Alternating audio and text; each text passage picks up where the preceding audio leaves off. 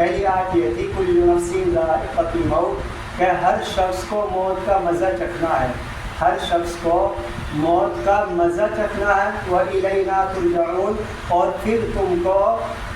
ہماری طرف لوٹایا جائے گا، یعنی پھر ہم سب کو اللہ کی طرف لوٹایا جائے گا۔ یہ اس آیت کا ترجمہ ہے۔ اور دوسری آیت تھی کل نفس ذائقۃ الموت، کہ ہر شخص کو موت کا مزہ چکھنا ہے، وَإِنَّمَا تُوَفَّوْنَ أُجُورَكُمْ يَوْمَ الْقِيَامَةِ، اور پھر تم کو قیامت کے دن پورا پورا بدلہ دیا جائے گا۔ فَمَنْ زُحْزِحَ عَنِ النَّارِ وَأُدْخِلَ الْجَنَّةَ فَقَدْ فَازَ، اور جس شخص کو دوزخ کی آگ سے بچا لیا گیا اور اس کو جنت میں اس کا داخلہ کرا دیا گیا تو ایسا شخص کامیاب ہے۔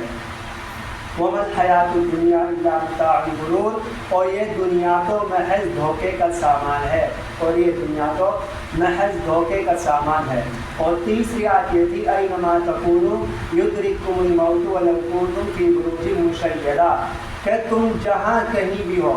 تم جہاں کہیں بھی ہو، موت تمہیں آ پکڑے گی اگرچہ تم مضبوط قلعوں کے اندر موجود ہو۔ یہ اللہ رب العزت نے اس آیت کے اندر ارشاد فرمایا کہ موت تمہیں آ پکڑے گی چاہے تم کہیں بھی ہو، اگرچہ تم مضبوط قلعوں کے اندر موجود ہو۔ تو لہٰذا ہر شخص کو موت آنی ہے، ہر شخص کو موت کا مزہ چکھنا ہے۔ تو یہ انسان کی جو زندگی ہے، انسان کی زندگی ہوا میں رکھے ہوئے ایک چراغ کے مانند ہے۔ انسان کی زندگی ہوا میں رکھے ہوئے ایک چراغ کے مانند ہے کہ جس طرح ہوا کے جھونکوں میں رکھا ہوا چراغ ایک ہی ہوا کے جھونکے کا محتاج ہوتا ہے، ہوا کے ایک جھونکے کا محتاج ہوتا ہے، اسی طرح انسان کی زندگی بھی ایک ہی پل کی محتاج ہوتی ہے، اسی طرح انسان کی زندگی بھی ایک ہی پل کی محتاج ہوتی ہے۔ زندگی کیا ہے؟ تھرکتا ہوا ایک ننھا سا دیا، زندگی کیا ہے؟ تھرکتا ہوا ایک ننھا سا دیا جسے آ کر ہوا کا ایک ہی جھونکا بجھا ڈالتا ہے۔ کہ جس طرح رونے والے شخص کی پلکوں پر آنسو ہوتا ہے اور وہ آنسو پلک جھپکنے کا محتاج ہوتا ہے، کہ جس طرح پلک جھپکی تو وہ آنسو مٹی میں جا ملا، کہ جس طرح رونے والے شخص کی پلکوں پر آنسو ہوتا ہے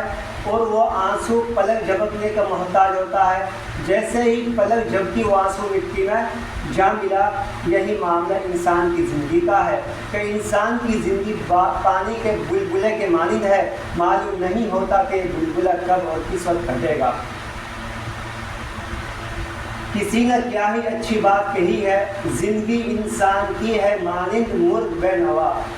زندگی انسان کی ہے مانند مرغ بے نوا، شاخ پر کچھ دیر بیٹھا، چہچہایا پھر اڑ گیا۔ کہ جس طرح کوئی پرندہ کسی شاخ پر آ کر بیٹھتا ہے یا کسی درخت پر آ کر بیٹھتا ہے، کسی ٹہنی پر بیٹھتا ہے، وہ کچھ دیر کے لیے بیٹھتا ہے اور چہچہاتا ہے پھر اڑ کر چلا جاتا ہے، تو ہم بھی اس پرندے کے مانند ہیں۔ ہماری زندگی کی مثال اس پرندے کے مانند ہے کہ ہم اس دنیا کے درخت پر کچھ دن کے لیے آئے ہیں اور زندگی کا جتنا وقت اللہ رب العزت نے متعین کر رکھا ہے وہ ہم گزار رہے ہیں۔ زندگی کا جتنا وقت باقی ہے ہم اس کو چہچہا رہے ہیں، پھر تھوڑی دیر کے بعد اپنے اصلی گھر ہوں گے۔ تو اس لیے دنیا سے دل لگانے کے بجائے آخرت کی طرف دھیان دے، آخرت کی تیاری کرے، اس کی تیاری میں ہر وقت مشغول رہے۔ تو جو باتیں میں آپ کو بتا رہا ہوں، میری باتوں کو بہت غور سے سننا اور دھیان توجہ سے سننا اور عمل کرنے کی نیت سے سننا۔ اگر آپ عمل کرو گی تو آپ کا فائدہ ہوگا، آپ کو کامیابی مل جائے گی۔ اگر ہم ان باتوں پر عمل نہیں کریں گے تو یہی باتیں کل قیامت کے دن ہمارے لیے وبال کا ذریعہ بن جائے گی، پکڑ کا ذریعہ بن جائے گی۔ آج ہماری عادت یہ ہو گئی ہے کہ ہم دین کی باتوں کو سنتے ہیں لیکن ان پر ہمارا عمل نہیں ہے۔ صحابہ کرام رضی اللہ عنہم اجمعین اور صحابی جو عورتیں تھیں ان کا زندگی کا یہ معمول تھا کہ وہ جو بھی بات سنتے اس پر ترنت عمل کر کے چلے جاتے، ان کی زندگیاں بدلتی ہوئی چلی جایا کرتی تھی۔ لیکن آج ہماری عادت یہ ہو گئی ہے کہ ہم باتوں کو سنتے ہیں لیکن عمل نہیں کرتے ہیں، ہمارا عمل نہیں ہے، تو یہ ایک بہت بڑا شیطان کی طرف سے دھوکہ ہے۔ اگر ہم عمل نہیں کریں گے ان باتوں پر تو کل قیامت کے دن یہی باتیں ہماری پکڑ کا ذریعہ بن جائے گی۔ دیکھو آپ نے جو ہے اتنے قیمتی وقت آپ نے جو نکالا ہے، اپنی ضروریات سے فارغ ہو کر آپ یہاں پر آئی ہو، پھر بھی اگر آپ باتوں پر عمل نہیں کرو گی تو کچھ فائدہ نہیں ہوگا۔ تو اس لیے باتوں کو ذرا دھیان سے سننا اور عمل کرنے کی نیت سے سننا۔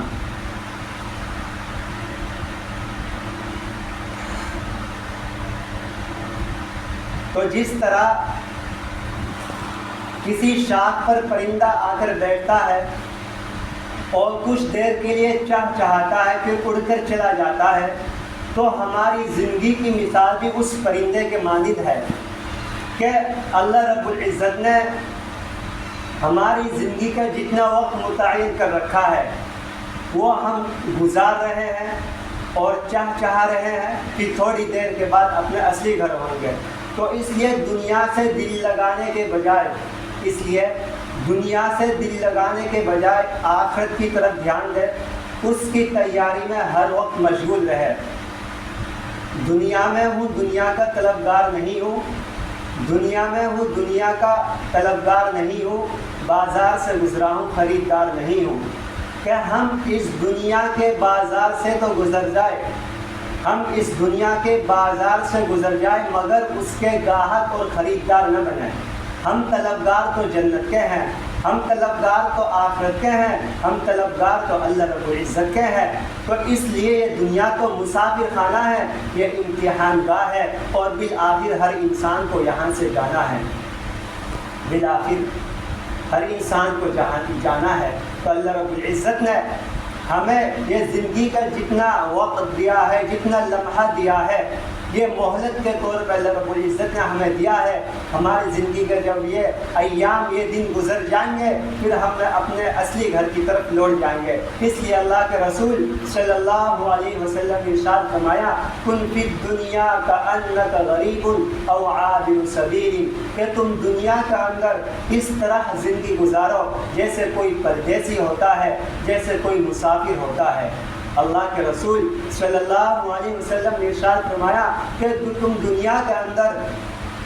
اس طرح زندگی گزارو جس طرح کوئی پردیسی ہوتا ہے، کوئی مسافر ہوتا ہے۔ مثلا کوئی شخص کسی ملک میں چلا گیا، اب اس شخص کو اس ملک میں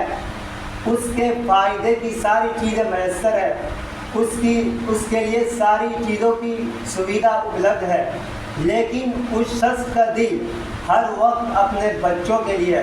اپنے والدین کے لیے، اپنے عزیز و اقارب کے لیے بے چین رہتا ہے، اور وہ یہ سوچتا ہے کہ مجھے کب مہلت ملے اور کب میں اپنے وطن واپس چلا جاؤں۔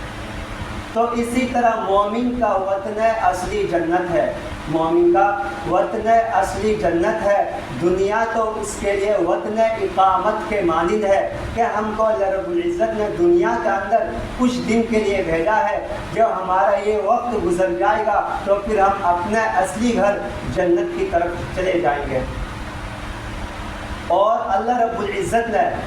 ہمارے لیے، مومنوں کے لیے جنت میں ایسی ایسی نعمتیں تیار کر رکھی ہے کہ جس کا اندازہ لگانا بھی مشکل ہے۔ بس آپ اتنا سمجھ لیجئے کہ دنیا فانی ہے، مٹی کی بنی ہوئی ہے اور ختم ہونے والی ہے۔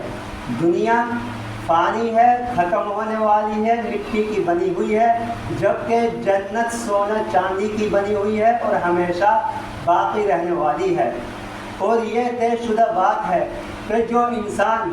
مخلوق سے محبت کرے گا، جو انسان دنیا سے محبت کرے گا، جو انسان دنیا کی مال و دولت سے محبت کرے گا، اس کو ایک نہ ایک دن ان محبتوں سے اس دنیا سے جدا کر دیا جائے گا۔ اور جو انسان اللہ رب العزت سے محبت کرے گا، آخرت سے محبت کرے گا، جنت سے محبت کرے گا، اس کو ایک نہ ایک دن اللہ رب العزت سے ملا دیا جائے گا۔ تو ہماری زندگی کے جتنے ایام باقی ہے، ہمارے زندگی کے جتنے دن باقی ہے، ہم ان کو قیمتی بنانے کی کوشش کریں، ہم ان کو قیمتی بنانے کی کوشش کریں اور اپنی زندگی کے ہر دن میں نیک اعمال کرنے کی کوشش کریں، اپنی زندگی کے ہر دن میں نیک اعمال کرنے کی کوشش کریں اور اپنی راتوں کو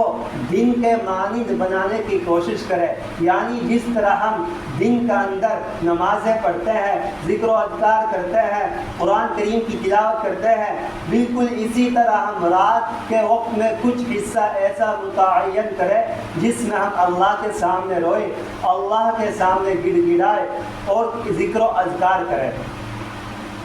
بلکہ یہاں تک آتا ہے کہ جو انسان تہجد نہیں پڑھ رہا ہے، جو مرد یا عورت تہجد نہیں پڑھ رہی ہے، تو وہ یہ سمجھو کہ اس سے اللہ ناراض ہے، اس سے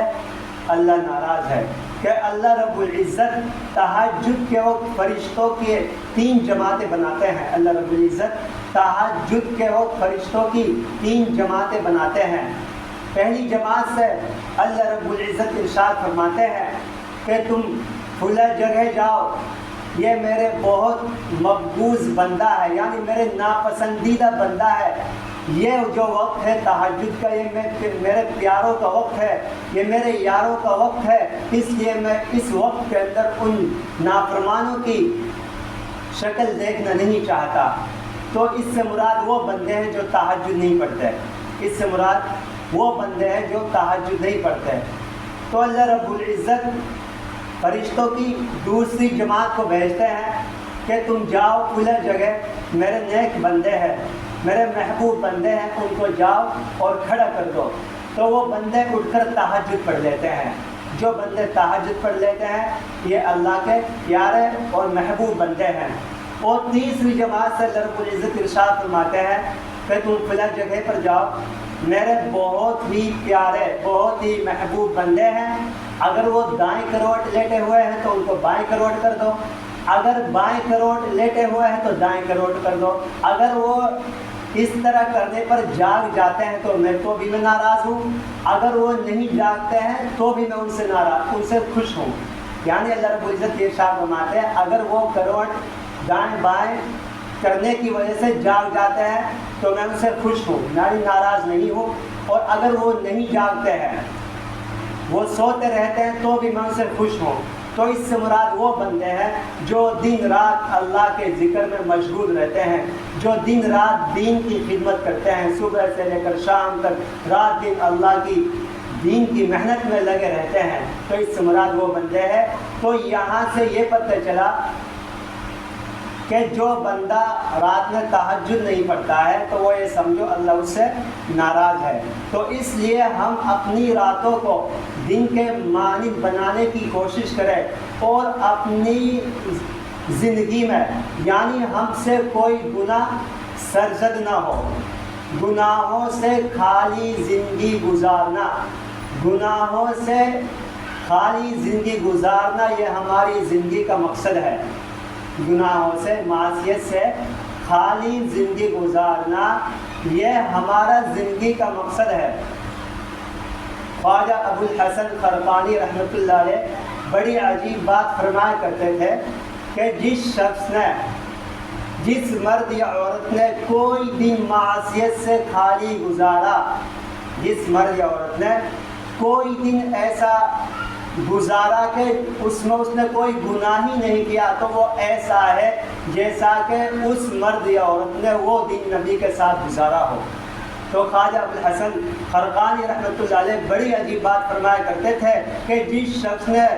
کوئی دن ایسا گزارا کہ اس نے اس دن میں کوئی گناہ نہیں کیا تو وہ ایسا ہے جیسا کہ اس شخص نے وہ دن اللہ کے نبی کے ساتھ گزارا ہو۔ تو سبحان اللہ، دیکھیے کتنی بڑی خوشخبری ہے ان لوگوں کے لیے جو اپنے زندگی کے ایام کو، اپنی زندگی کے دنوں کو اس طرح گزارتے ہیں کہ ان میں کوئی گناہ نہیں ہونے دیتے۔ تو ایسے لوگ جو اپنی زندگی کے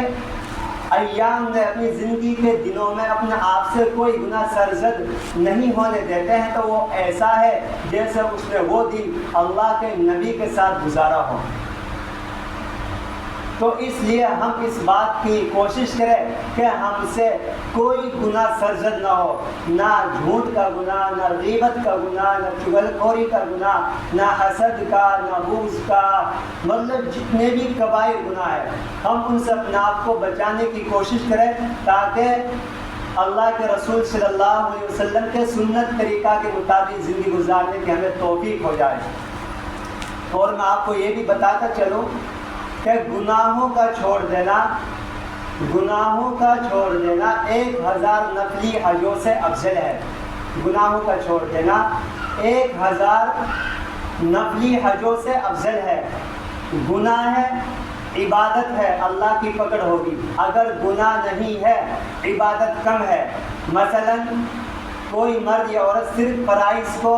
ادا کرتی ہے اور واجبات کو ادا کرتی ہے، باقی جو نوافل ہے ذکر و اذکار کا اہتمام نہیں کرتی، یا اسی طرح تہجد کا اہتمام نہیں کرتی، یعنی نوافل کا وہ اہتمام نہیں کرتی، اپنا آپ کو گناہوں سے بچاتی ہے، تو ایسی عورت اللہ کی ولی ہے، یا ایسا شخص اللہ کا ولی ہے جو گناہوں سے خالی زندگی گزارتا ہے۔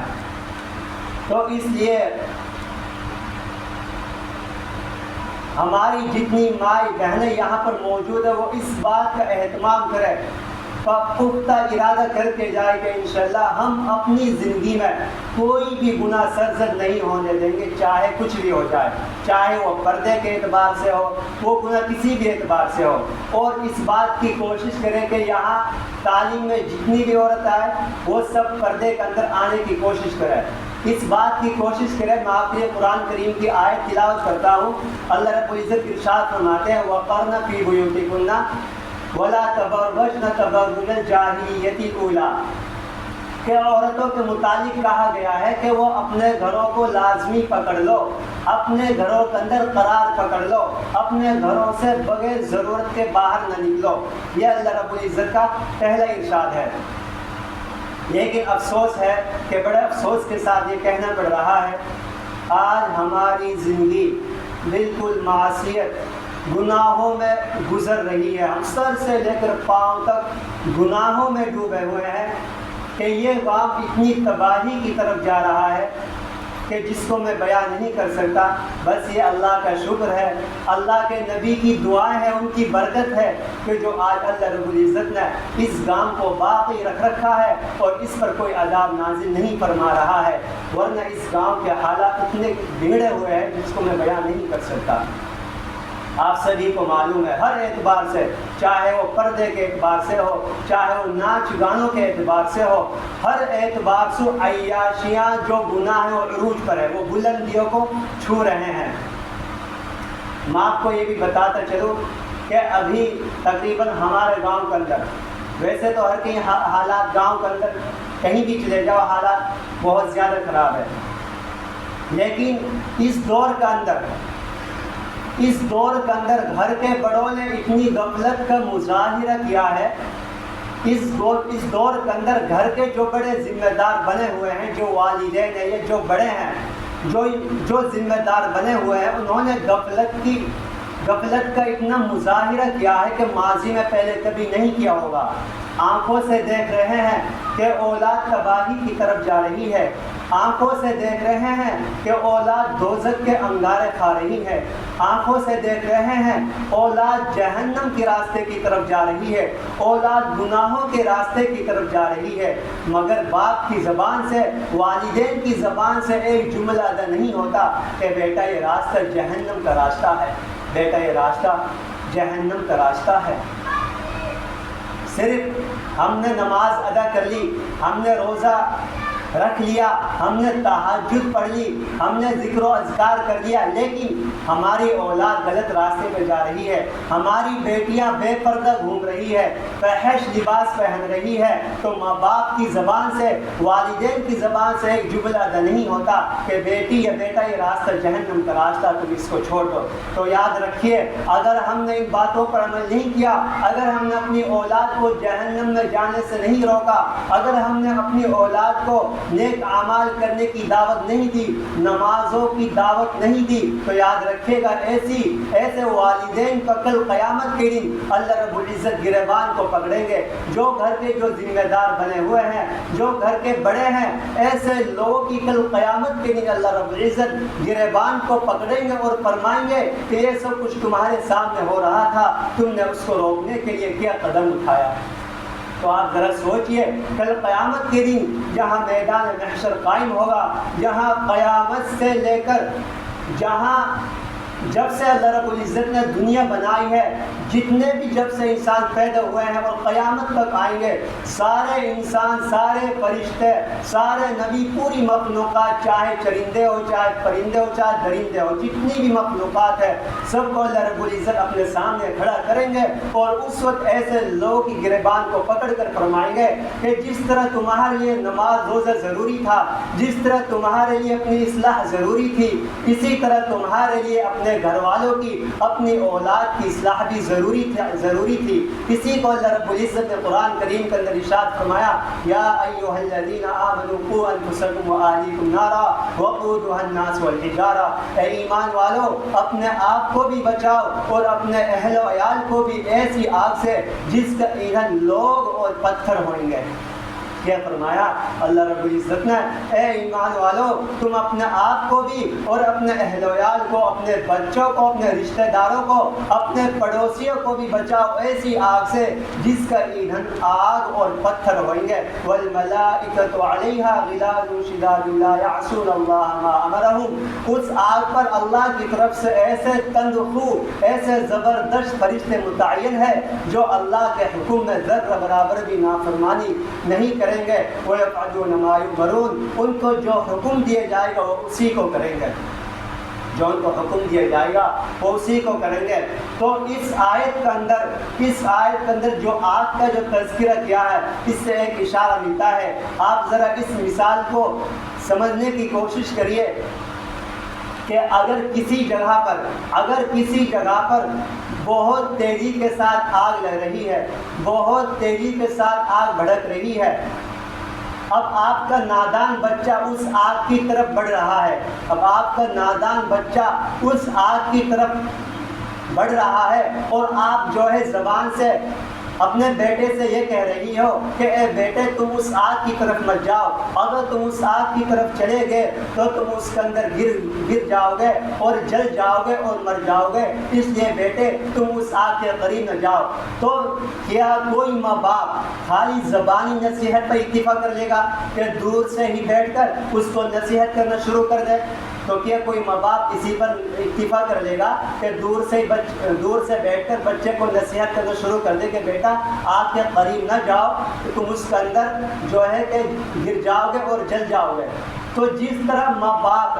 خالی زبانی نصیحت پر اکتفا نہیں کرتے، اگر اس بچے کے حقیقتاً والدین ہوں گے تو اس بچے کو آگ کی طرف بڑھتا ہوا دیکھ کر ان کی نیند حرام ہو جائے گی، ان کا چین و سکون چھن جائے گا۔ جب تک وہ اس بچے کو اس آگ سے دور نہ لے جائے اس وقت ان کو کیا ہے، سکون نہیں آ سکتا۔ تو ہم دنیا کی آگ سے بچانے کی جتنی فکر کرتے ہیں اس سے زیادہ ہمیں اپنے بچوں کو دوزخ کی آگ سے بچانے کی ضرورت ہے۔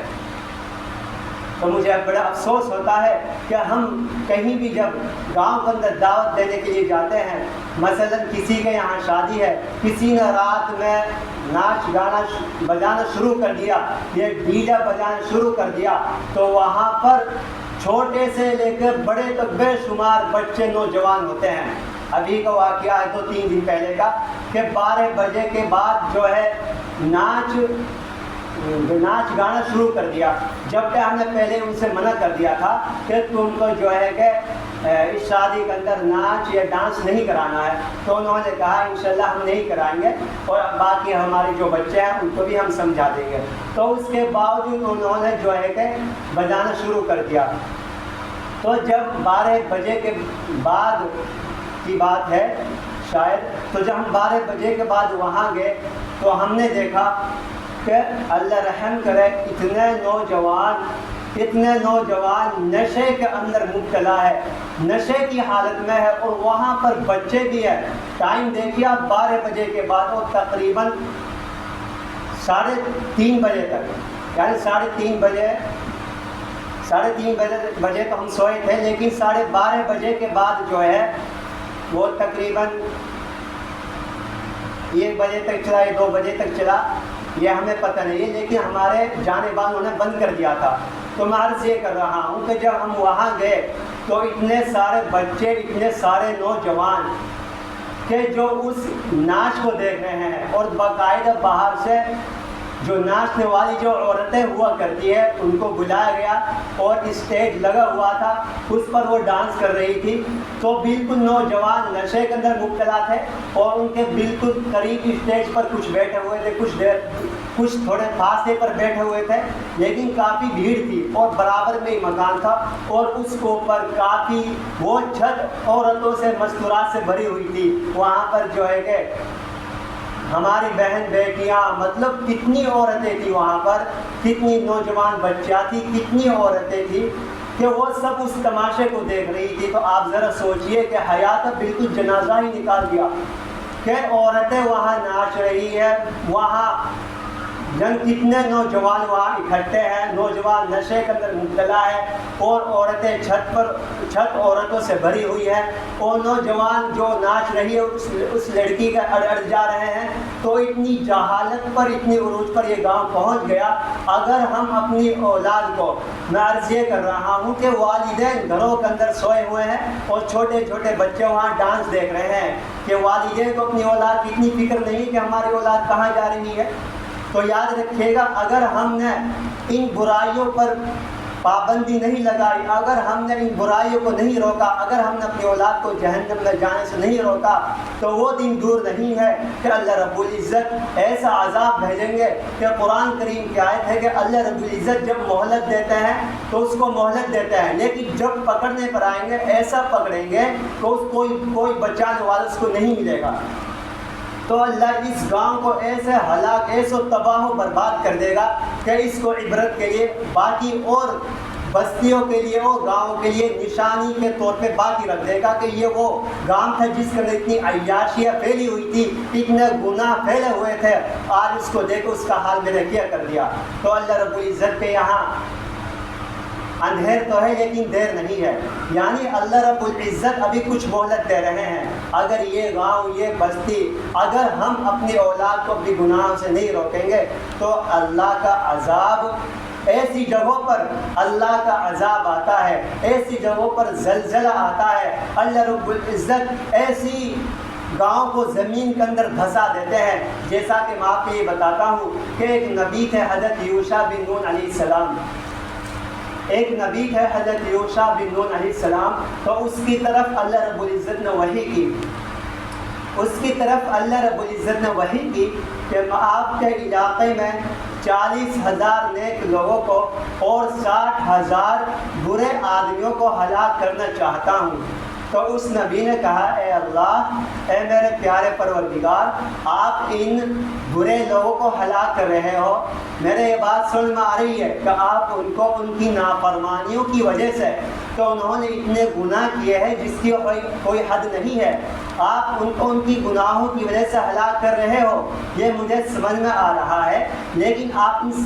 40,000 نیک لوگوں کو کیوں ہلاک کر رہے ہیں؟ تو اللہ رب العزت ارشاد فرمایا، اے میرے پیارے نبی، میں ان لوگوں کو اس لیے ہلاک کر رہا ہوں کہ یہ لوگ میری نافرمانی کو دیکھتے ہیں. یہ 40,000 60,000 لوگوں کو دیکھا کرتے تھے کہ یہ فلاں گناہ کے اندر مبتلا ہے، یہ فلاں ناجائز کام کے اندر مبتلا ہے، یہ نمازوں میں لاپرواہی کر رہا ہے. تو یہ لوگ ان کو گناہوں سے نہیں روکتے تھے. یہ 40,000 نیک لوگ 60,000 برے آدمیوں کو گناہوں سے نہیں روکتے تھے. اگر مثلا کسی نے کسی کو منع بھی کر دیا کہ بھئی یہ کام گناہ ہے، غلط کام، اس کو چھوڑ دو، اب اس نے منع کر دیا، اب دوسرے دن دیکھا کہ اس شخص کو پھر بھی اسی گناہ کے اندر مبتلا ہے، اب منع کرنے والا شخص کہ جس نے اس کو اس گناہ سے منع کیا تھا، تو منع کرنے والا شخص اس کے باوجود کہ اس شخص نے گناہ نہیں چھوڑا، اس کے ساتھ اٹھ رہا ہے، بیٹھ رہا ہے، کھا پی رہا ہے اور دوستانہ تعلقات اس کے ساتھ قائم ہے. تو اس لیے جس کے نتیجے میں برائی ختم ہونے کے بجائے برائی بڑھ رہی ہے، اور اس کے نتیجے میں جو شخص گناہ کو کر رہا ہے تو وہ یہ سمجھے گا کہ یہ گناہ اتنا برا بھی نہیں ہے، اگر یہ گناہ اتنا برا ہوتا، بڑا ہوتا، تو یہ شخص میرے ساتھ نہ اٹھتا، نہ بیٹھتا، اور نہ کھاتا، نہ پیتا۔ تو اس کا مطلب یہ ہوا کہ یہ وہ گناہ کو حقیر سمجھے گا،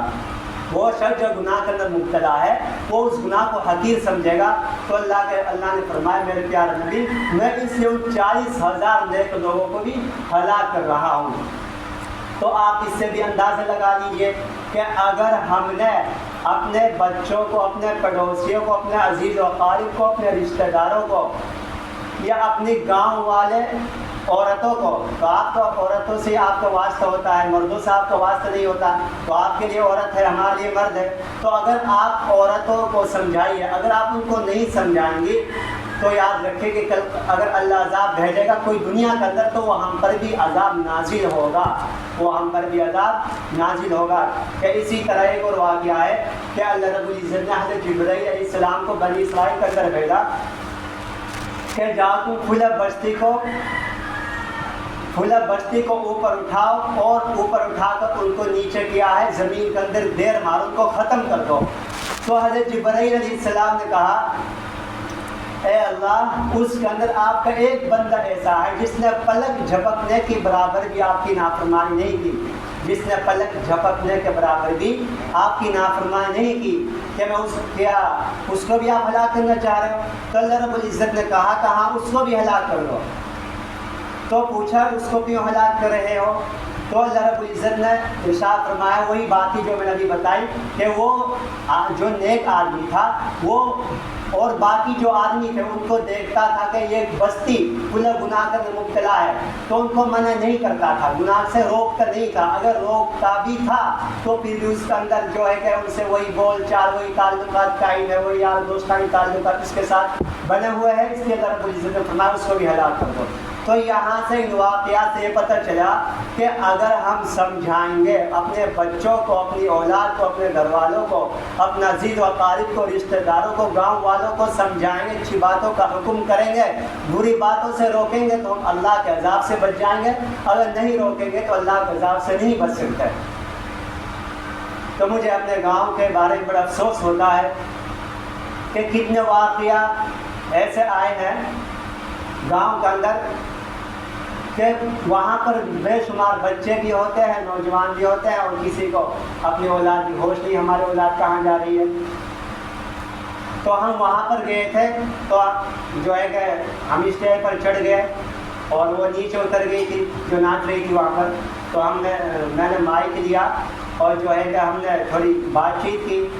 اور 5-10 منٹ بات کی تھی، تو پھر انہوں نے جو بند کر دیا تھا اور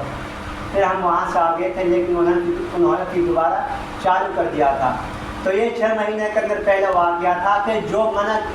ہم نے منع کر دیا، مان گئے، لیکن پھر بھی چلا دیا، ورنہ 6 مہینے کے اندر جب سے ہمارے گاؤں کے اندر علماء اس بات پر محنت کر رہے ہیں، ہمارے گاؤں کے اندر تقریباً 6 مہینہ ہو گئے، 6 مہینہ سے علماء اس چیز پر محنت کر رہے ہیں، اللہ کا شکر ہے کہ کافی شادیاں ہوئی ہیں، ڈیزا نہیں بجا ہے، اگر کوئی لایا بھی ہے تو واپسی چلا گیا، کہ ایسے واقعات آئے ہیں۔ لیکن یہ پہلا واقعہ تھا 3-4 دن پہلے کا کہ منع بھی کر دیا، تو مان تو گئے تھے لیکن پھر دوبارہ انہوں نے چالو کر دیا تھا۔ تو ان واقعات سے میں آپ سبھی سے یہ کہنا چاہتا ہوں کہ خدا کے لیے اپنی اولاد کو سنبھالے اور اپنی اولاد کی اس بات کی فکر کرے کہ ہماری اولاد کہاں جا رہی ہے، ان کا دھیان رکھے ان کا۔ تو میں آپ کو جنت کے متعلق بتا رہا تھا کہ جنت دنیا جو ہے مٹی کی بنی ہوئی ہے، فانی ہے، اور دنیا مٹی کی بنی ہوئی ہے، فانی ہے اور ختم ہونے والی ہے، جبکہ جنت سونے چاندی کی بنی ہوئی ہے اور ہمیشہ باقی رہنے والی ہے۔ تو جیسا کہ میں نے کہا یہ دنیا امتحان گاہ ہے، یہ دنیا مسافر گاہ ہے۔ بس میں 5-10 منٹ اور بات چیت کروں گا، انشاءاللہ پھر بات مکمل کر لوں گا۔ تو یہ دنیا امتحان گاہ ہے، یہ دنیا تماشا گاہ نہیں، آرام گاہ نہیں، قیام گاہ نہیں، یہ امتحان گاہ ہے، یہ آزمائش کا گھر ہے۔ اس آزمائش کا تقاضا یہ ہے کہ انسان اپنی عقل اور سمجھ استعمال کر کے اس میں کامیابی حاصل کرے، اس میں کامیابی حاصل کرے۔ تو یہ دنیا کیا ہے؟ امتحان گاہ ہے، مگر افسوس کہ ہم نے اس کو چراغ گاہ بنا لیا۔ تو میں آپ کے لیے دنیا کی اور آخرت کی حقیقت کو بیان کر رہا ہوں کہ دنیا کیا چیز ہے اور آخرت کیا چیز ہے، اور ہمیں موت کی تیاری کرنی ہے۔ اسی کو بس میں سمجھا رہا ہوں کہ یہ، مگر افسوس کہ ہم نے یہ سمجھ لیا ہے کہ یہ دنیا چراگاہ ہے، یعنی ہم چرنے کے لیے پیدا ہوئے ہیں، بس کھانا پینا ہے اور عیش و آرام کی زندگی گزارنی ہے، موج میلہ کرنا ہے، بس ہم نے یہ سمجھ لیا ہے۔ یاد رکھیے گا، کچھ لوگ دنیا کا اندر کھانے پینے کے لیے زندہ رہتے ہیں، کچھ لوگ دنیا کے اندر کھانے پینے کے لیے زندہ رہتے ہیں، اور کچھ لوگ زندہ رہنے کے لیے کھاتے پیتے ہیں۔ تو ہم دنیا کے اندر زندہ رہنے کے لیے کھائے پیے، ہم دنیا کے اندر زندہ رہنے کے لیے کھائے اور پیے، اور اپنے مقصد کو سامنے رکھے کہ جس مقصد کے لیے اللہ رب العزت نے موت اور زندگی کو پیدا کیا، جس مقصد کے لیے اللہ رب العزت نے مجھے اور آپ کو دنیا کے اندر بھیجا کہ ہم نیکی کی زندگی گزارے، ہم اعمال صالحہ کریں، ہم اپنے آپ کو گناہوں سے بچائے، اللہ کے رسول کے بتائے ہوئے سنت طریقوں کے مطابق زندگی گزارنے کی کوشش کریں، تو یہ مقصد تھا۔ تو اس مقصد کو سامنے رکھتے ہوئے ہم زندگی گزارے، لیکن افسوس ہے کہ آج ہم نے اللہ کے نبی کی سنت طریقوں کو چھوڑ دیا ہے، آج ہم نے اللہ کے رسول کے سنت طریقوں کا بالکل جنازہ ہی نکال دیا ہے۔ جو اللہ کے رسول کی جتنی بھی سنتیں ہیں، شاید کہ ہم نے ساری سنتوں کو چھوڑ دیا ہے۔ اگر آپ میں سے کوئی ایک آدھ سنت پر عمل کرتی ہو تو میں کہہ نہیں سکتا، باقی آج تک اللہ کے نبی کی سنتوں کو بالکل چھوڑ دیا ہے۔ اسی کا یہ نتیجہ ہے جو آج مسلمان پریشان حال ہے، جو ہماری اولاد نافرمانیوں کی طرف، گناہوں کی طرف جو جا رہی ہے۔ آج آپ کو جو چاروں طرف عیاشیاں اور گناہ دکھائی دے رہے ہیں، اس کی وجہ یہی ہے کہ آج ہم نے اللہ کے رسول کے سنت طریقوں کو چھوڑ دیا۔ اب مثلا مسواک کی سنت ہے، اور میں نے آپ کے لیے پہلے ہی بتایا ہوگا کہ مسواک کی سنت بہت بڑی سنت ہے، لیکن افسوس ہے کہ وہی بات ہے کہ ہم خالی سنتے ہیں، عمل نہیں کرتے۔ اب میں پہلے بھی بتائی تھی یہ بات، اب پتہ نہیں کون عمل کر رہا، کون عمل کر رہی ہے، کون عمل نہیں کر رہی، مجھے نہیں پتا، باقی ہر کسی کو عمل کرنا ہے۔ تو مسواک کی سنت یہ ہے کہ مسواک کی سنت، اگر کوئی مرد یا عورت مسواک سے وضو کرے گی اور نماز پڑھے گی تو 70 نمازوں کا ثواب ملتا ہے۔ کتنا؟ 70 نمازوں کا ثواب ملتا ہے۔ آپ جو ہے وضو کر رہی ہو،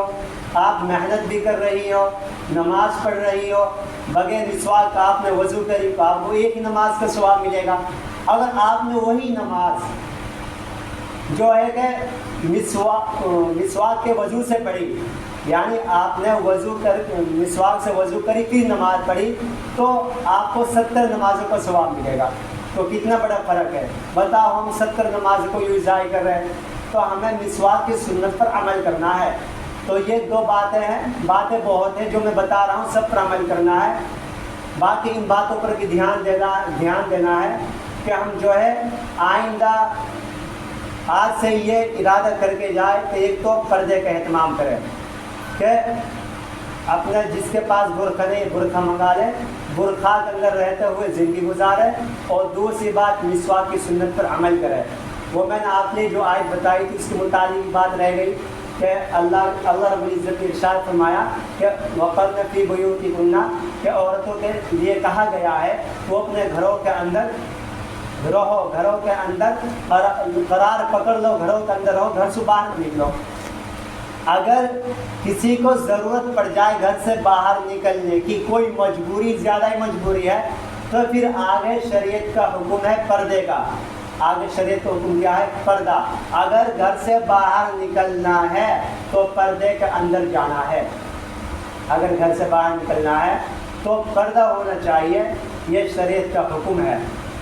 لیکن ہم پردہ کرتے نہیں، یہ بڑا افسوس ہے۔ آج کل تو جو ہے کہ ہماری کتنی مائیں، کتنی بہن بیٹی جو ہے جمعہ بازار میں جا رہی ہے، جبکہ جمعہ بازار بالکل جبکہ اللہ کے رسول صلی اللہ علیہ وسلم فرمایا کہ جو یہ بازار ہے نا، یہ بازار دنیا کے اندر سب سے ناپسندیدہ جو جگہ ہیں، دنیا کے اندر سب سے ناپسندیدہ جو جگہ ہے وہ بازار ہے۔ تو جمعہ کے اندر جو ہے جا رہی ہے اور شاپنگ کرنے کے لیے، نہ پردہ ہے، نہ سر کے بال دکھ رہے ہیں، کپڑے ایسے پہن رکھے بالکل ٹائٹ، مطلب بالکل جہالت پہ اترے ہوئے ہیں۔ اس لیے تو اللہ کا عذاب ہمارے اوپر نازل ہو رہا ہے۔ تو ان باتوں کا خیال رکھنا ہے کہ بازار جانا ہے، آپ جو ہے اپنے شوہر کے ساتھ، اپنے بھائی کے ساتھ بازار جاؤ، پردے کے ساتھ جاؤ، یہ ضروری ہے۔ بغیر پردے کے گھر سے باہر ہی مت نکلو۔ اگر آپ کو دیکھو، ہر شخص چاہے مرد ہو یا عورت ہو، ہر ایک پریشان ہے بھائی سکون کے لیے کہ مجھے سکون مل جائے، میری اولاد فرما بردار بن جائے۔ جو ہماری اولاد نافرمان بنی ہوئی ہے نا، جو ہم یہ شکایت کرتے ہیں کہ ہماری اولاد اتنی نافرمان ہو گئی ہے، ہماری بات نہیں مانتی ہے، مطلب ہم شکایتیں بیان کرتے ہیں اولاد کے متعلق، کہ اسی کا نتیجہ ہے کہ آج ہم جو ہے اللہ کی نافرمانیوں کے اندر غرق ہے۔ ہم نے اولاد کی تربیت جیسی کرنی چاہیے تھی ویسے نہیں کری، یہ اسی کا نتیجہ ہے کہ ہم کھانا بنا رہے ہیں تو نہ ذکر کر رہے ہیں، ذکر کے ساتھ کھانا ہم نہیں بنا رہے، باوضو کھانا ہم نہیں بنا رہے، کہ تو کھانا بنا رہے اور دنیا کی غیبت کر رہے۔ مطلب اگر ہم ذکر کے ساتھ کھانا بنائیں گے اور جو ہے کہ باوضو کھانا بنائیں گے، جو لقمہ بچے کے منہ میں جائے گا تو اس لقمے کے ذریعے بچے کی زندگی میں نیک اثرات پیدا ہوں گے، وہ بچہ نیک صالح بنے گا۔ اور اگر ہم جو ہے کہ ہماری کمائی حرام کی ہے اور ہم جو ہے اپنا آپ کو گناہوں سے نہیں بچا رہے، کھانا باوضو ہو کر نہیں بنا رہے، ذکر کے ساتھ نہیں بنا رہے، تو وہ لقمہ جب بچے کے منہ میں جائے گا تو وہ کیا ہے، گناہ کا داعیہ بچے کے اندر پیدا کرے گا، وہ بچہ گناہوں کی طرف چلے گا، وہ بچہ نیک صالح نہیں بن سکتا۔ یہ ہمارا ہی جو ہے کہ نتیجہ ہے۔ آج ہم جو ہے کہ ہم نے ایسے طریقے اختیار کر رکھے غیروں جیسے، تو ہم نے اللہ کے رسول کے سنت طریقوں کو چھوڑا، اسی کا یہ نتیجہ جو ہماری اولاد نافرمان ہو گئی ہے۔ تو یہ آج اس لیے یہ عہد کرے کہ اگر آپ کو اپنی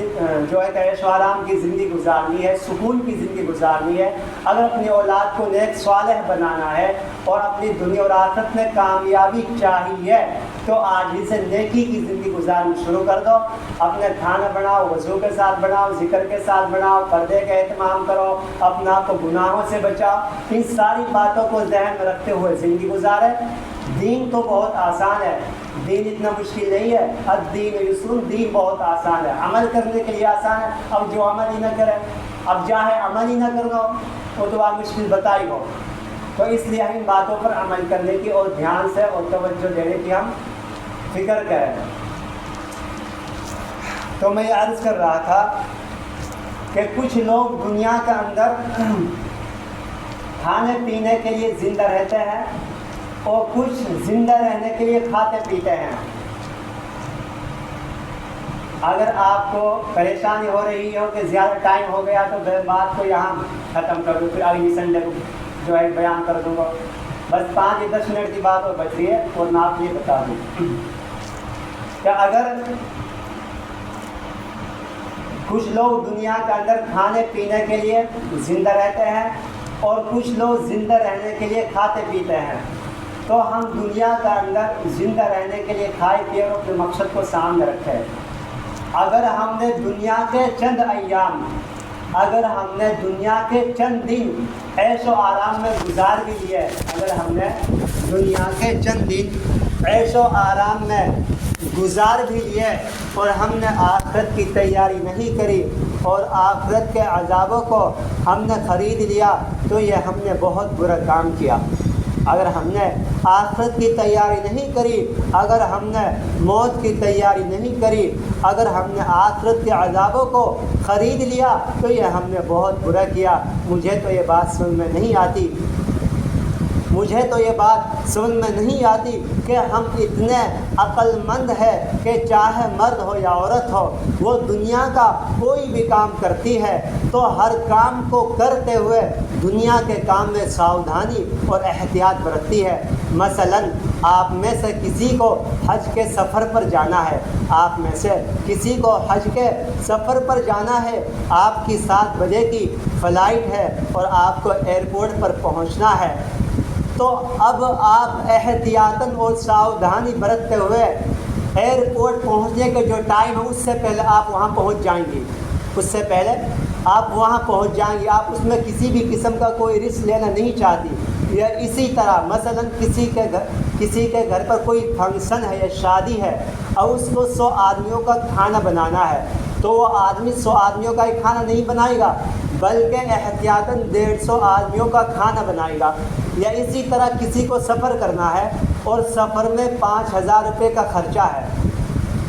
اب وہ شخص 5000 روپے صرف جیب میں نہیں رکھے گا بلکہ 5000 سے زیادہ پیسے وہ اپنی جیب میں رکھ کر چلے گا، اس لیے کہ وہ سفر میں کوئی پریشانی کو دیکھنے نہیں چاہتا، وہ اس سفر کے دوران کسی بھی قسم کا رسک لینا نہیں چاہتا،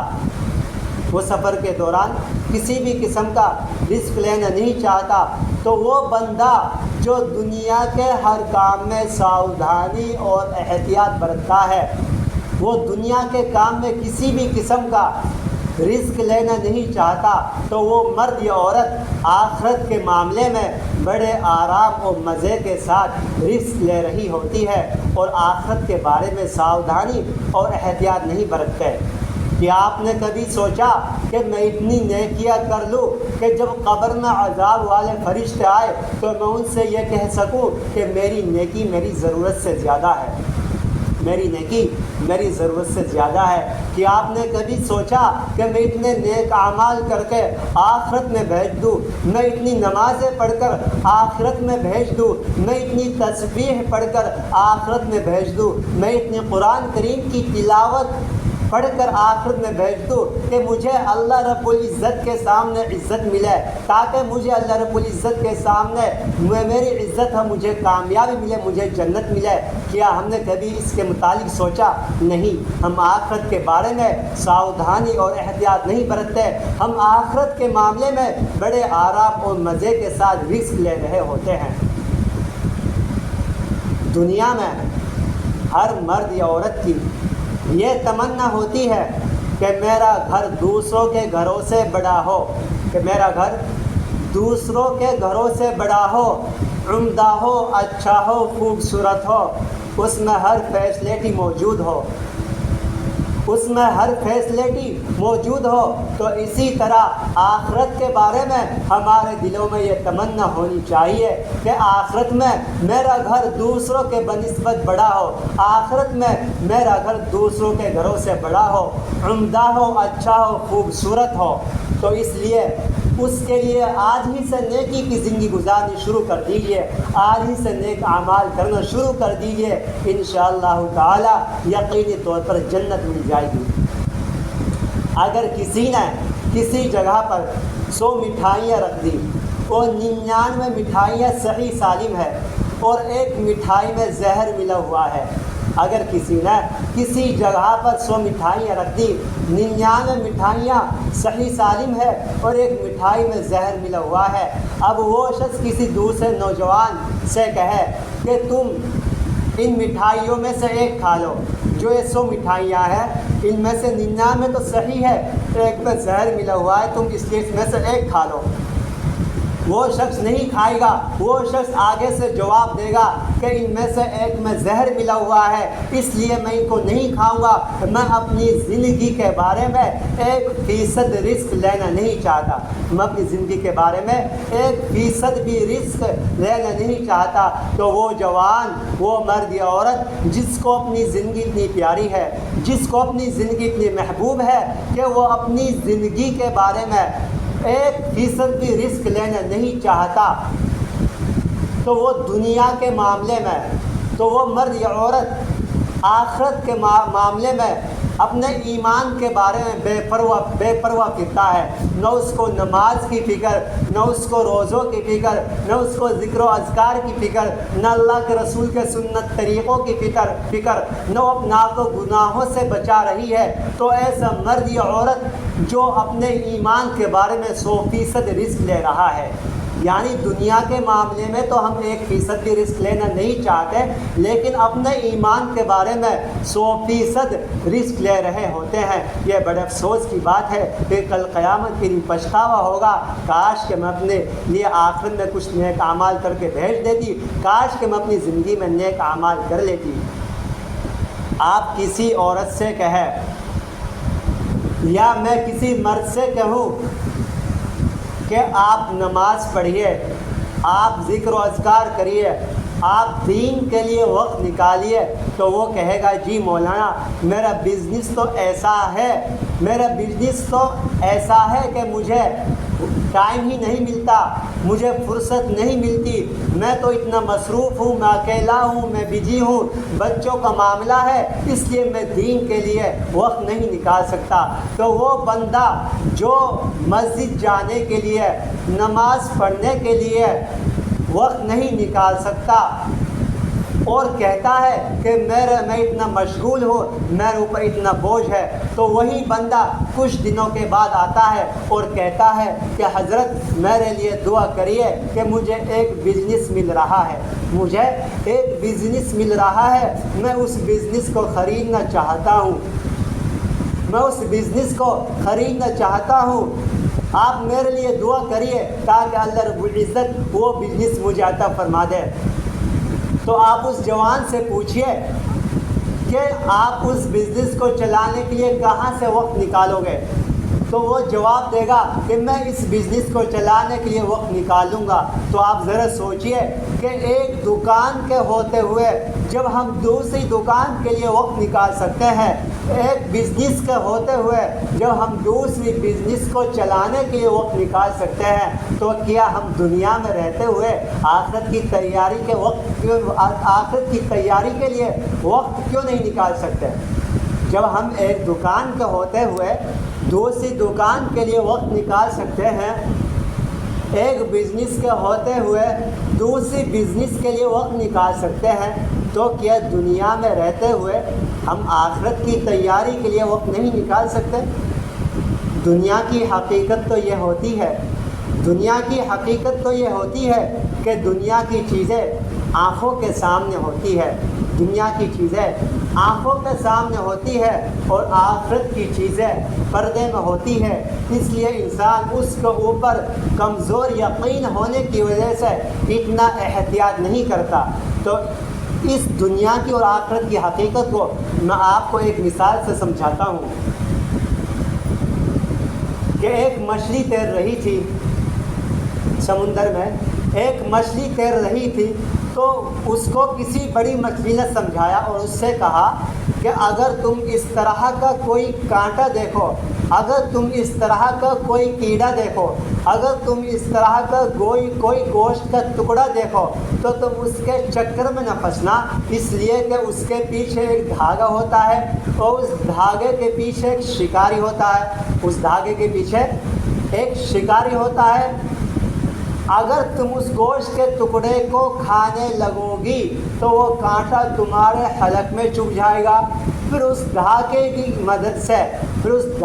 مدد سے وہ شکاری تمہیں کھینچ لے گا اور اپنے گھر لے جائے گا، پھر اس کی بھی تمہارے چھری سے تمہارے ٹکڑے بنائے گی، پھر تمہیں نمک اور مرچیں لگائے گی، پھر کباب بنا کر تیل کے اندر تلے گی، پھر دسترخوان پر سجائے گی اور مہمان آئیں گے اور وہ 32 دانتوں میں چبا کر تمہیں کھائیں گے، اس لیے تم یہ کام مت کرنا۔ تو اب وہ مچھلی یہ سوچے کہ اچھا میں دیکھتی ہوں کہ وہ دھاگا کہاں ہے، وہ شکاری کہاں ہے، اس کا کچن کہاں ہے، اس کی بیوی کہاں ہے۔ اب وہ اس کے لیے سمندر میں چکر لگاتی پھرے تو اس کے لیے سمندر میں یہ چیزیں کہیں بھی نظر نہیں آئے گی۔ اگر وہ بڑی مچھلی کی باتوں پر اعتماد و یقین کر لے گی، اگر وہ بڑی مچھلی کی باتوں پر اعتماد اور یقین کر لے گی تو اس کا اپنا ہی فائدہ ہے، اس کا اپنا ہی فائدہ ہے۔ اگر وہ بڑی مچھلی کی باتوں پر اعتماد اور یقین نہ کرے گی اور وہ بڑی مچھلی کی بات نہ مان کر گوشت کا ٹکڑا کھانے لگے گی تو جب کانٹا اس کے حلق میں چبھے گا تو خود بخود اس کو شکاری بھی نظر آئے گا، اس کی بیوی بھی نظر آئے گی، اس کا کچن بھی نظر آئے گا، پھر چھری اور چاقو کے ساتھ ٹکڑے بنتے ہوئے بھی نظر آئیں گے، پھر اسے مرچ اور نمک بھی نظر آئے گی، پھر اسے تیل کی کڑاہی بھی نظر آئے گی۔ بالکل اسی طرح اللہ کے حبیب صلی اللہ علیہ وسلم نے ہمیں فرمایا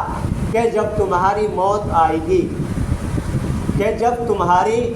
موت آئے گی، اس کو ذرا دھیان سے سننا، کہ جب تمہاری موت آئے گی تو دوزخ سے بھی فرشتے آئیں گے اور جنت سے بھی فرشتے آئیں گے۔ تو جو انسان اچھا ہوگا، جس نے نیکی کی زندگی گزاری ہوگی، جس نے نمازوں کا اہتمام کیا ہوگا، نمازوں کو ان کے اوقات پر پڑھا ہوگا، تو ایسے لوگوں کو جنت کے فرشتے لے جائیں گے۔ اور جو انسان برا ہوگا، جس نے گناہوں کی زندگی گزاری ہوگی، نمازوں کا اہتمام نہیں کیا، اپنا آپ کو جھوٹ سے نہیں بچایا، غیبت سے نہیں بچایا، چغل خوری سے نہیں بچایا، بے پردگی سے نہیں بچایا،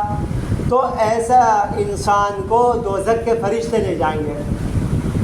تو جو نیک لوگ ہوں گے ان کی روح کو علیین کے اندر رکھ دیا جائے گا۔ تو علیین یہ ایک جگہ ہے جو 7ویں آسمان کے اندر اللہ کے عرش کے نیچے ہے، جو 7واں آسمان میں ہے اور اللہ کے عرش کے نیچے ہے۔ یہاں نیک لوگوں کی روح ہوتی ہے۔ جب کوئی کسی نیک لوگوں کا انتقال ہوتا ہے تو ان کی روح کہاں چلی جاتی ہے؟ وہاں پر 7واں آسمان کے اندر علیین ایک جگہ ہے جو اللہ کے عرش کے نیچے ہے۔ اور جو برے آدمی ہوتے ہیں ان کی روح کو سجین کے اندر رکھ دیا جاتا ہے، اور سجین یہ ایک جگہ ہے جو 7ویں زمین کے نیچے ہے۔ تو پھر جہنم کو یا پھر جنت قبر کو یا تو جہنم کا گڑھا بنا دیا جائے گا، یہ جنت کا باغ بنا دیا جائے گا۔ پھر قیامت کے دن سارے لوگوں کو کھڑا کیا جائے گا۔ جو لوگ اچھے ہوئیں گے، جنہوں نے دنیا کے اندر نیکی کی زندگی گزاری ہوگی، ان کو جنت میں بھیج دیا جائے گا، اور جو انسان برے ہوئیں گے ان کو جہنم کے اندر بھیج دیا جائے گا۔ اب یہ باتیں اتنی واضح اور کھلی ڈھلی ہے کہ جو لوگ ان باتوں پر یقین کر لے گا، جو لوگ ان باتوں پر یقین کر لے گا اس کا اپنا ہی فائدہ ہے اور وہ جنت میں چلا جائے گا۔ اور جو انسان یہ سوچے گا کہ یہ معاملہ کسی نے دیکھا تو ہے نہیں ہے، آگے جائیں گے تو دیکھی جائے گی، جس مرد یا عورت نے یہ سوچا کہ یہ معاملہ کسی نے دیکھا تو ہے نہیں ہے، آگے جائیں گے تو دیکھی جائے گی، تو وہ جوان، وہ مرد یا عورت اپنی زندگی کے اندر، اپنی جوانی میں، اپنی زندگی میں دنیا کے اندر چند دن موج میلہ کر لے گی، چند دن عیش و آرام کے ساتھ گزار لے گی، اپنی خواہشات کی اتباع کر لے گی، لیکن جب اس کو موت آئے گی تو اس کو جہنم کے فرشتے بھی نظر آئیں گے، اس کی قبر کو جہنم کا گڑھا بنا دیا جائے گا، اور قیامت کے دن بغیر سایہ کے کھڑا رہنا پڑے گا، اور پھر لمبے لمبے دانتوں والے کالے فرشتے اس کو جو دوزخ میں پکڑ کر لے جائیں گے وہ بھی اس کو نظر آئیں گے۔ پھر پچھتائے گی، کاش کہ میں اپنی زندگی کے لیے آگے کچھ بھیج دیتی، کاش کہ میں نمازوں کی پابندی کر لیتی، کاش کہ میں اپنے آپ کو گناہوں سے بچا لیتی، کاش کہ میں اپنے آپ کو غیبت سے، چغل خوری سے، جھوٹ سے، بے پردگی سے بچا لیتی۔ تو اس وقت وہ پچھتائے گی، اور اس وقت پچھتانے سے کوئی فائدہ نہیں ہے۔ اسی طرح ایک اور مثال سن لیجیے کہ ایک انڈے کے اندر مرغی کا بچہ بن چکا، ایک انڈے کے اندر مرغی کا بچہ بن چکا اور وہ تھوڑی دیر کے بعد آنے والا ہے۔ اب فرض کرو کہ اس بچے کے ذہن میں کوئی یہ بات